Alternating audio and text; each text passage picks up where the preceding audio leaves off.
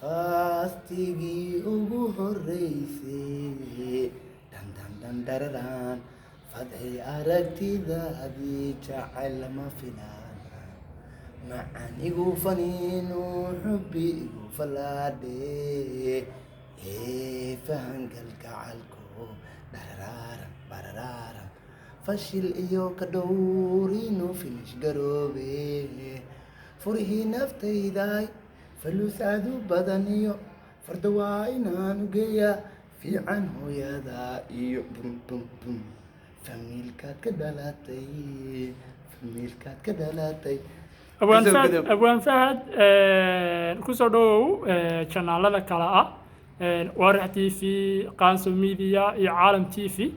ayaa lacag marti ku tahay waan dhowahay aad u weyn waa salaamaya dhammaan bulshada ku xiran Warax TV Caalam TV iyo Qaanso Media runtii waa channel aad u dadaalaya anna aan jecelahay inaan mar walba ku xirnaado bulshada ku xiran aan la wadaago mar walba dareenkayga marar badan ayaa dadka ku xiran ama macaamiisha ku xiran saddexdan channel ayaa waxay soo weydiiyeen sheeko la yiraahdo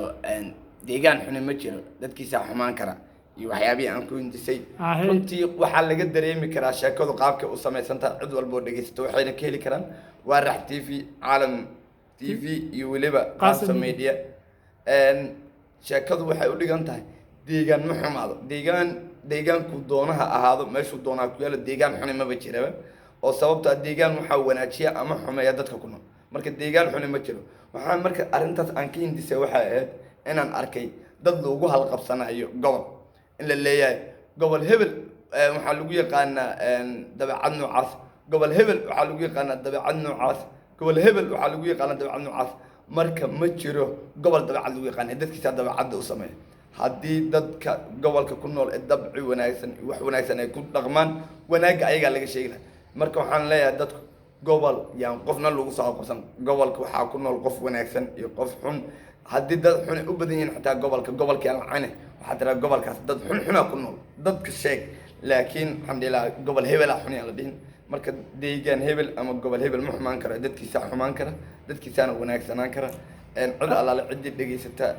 oo akhrisata ama dhuuxda nuxurka sheekadan way dareemi karaan meesha ay u socoto aad u mahadsantahay abwaane qaybta community ay ku reebi doonaan saddexdaas channel ay ka heli doonaan dadkuna channelada maxaa leedahay channelada waxaan leeyahay subscribe like share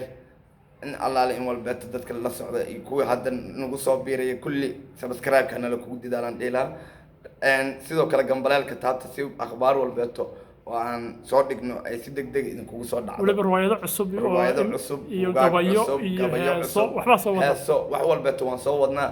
yaana muugaan subscribe iyo like iyo share kana ugu deeqa gambaleelkana kor furta dhag waxaad heli doontaan akhbaar walbeeto aan soo gelin wabillahi tawfiiq